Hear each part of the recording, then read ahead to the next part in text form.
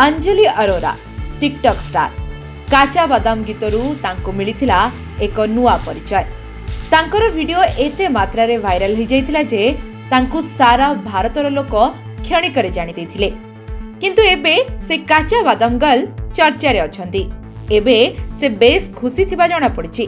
तांको फैंस माननकु से एक बड़ खबर जणाइछंती। टिकटॉक रु आरंभ करितबा अभिनय वर्तमान बॉलीवुड रे जाई पहुंचिबा, अर्थात तांको वर्तमान एक सुंदर चलचित्रर ऑफर मिलिछि। तबे फिल्म रे से सीता चरित्र रे अभिनय करबाकू जाउछंती। निज फैंस माननकु ए खबर विषय कही अंजलि जणाइछंती जे श्री रामायण कथारे माता सीतांकर रोल पई तांको ऑफर मिलिछि। आउ एहार डायरेक्टर हेउछंती अभिषेक सिंह। तांको हिसाब रे एभली रोल तांको मिलिथिबारु से निजको बहुत धन्य मने करंती।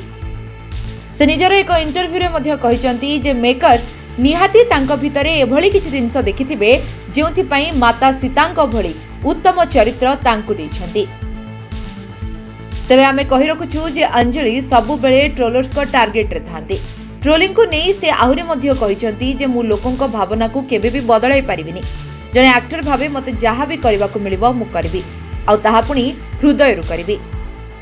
तेणु आज मते सोशल मीडिया रो एक्टिंग को नहीं जो ट्रोल करा जाउछि ता देई मोर अभिनय यात्रा उपरे कोनोसे भी प्रभाव पड़िबो नाही।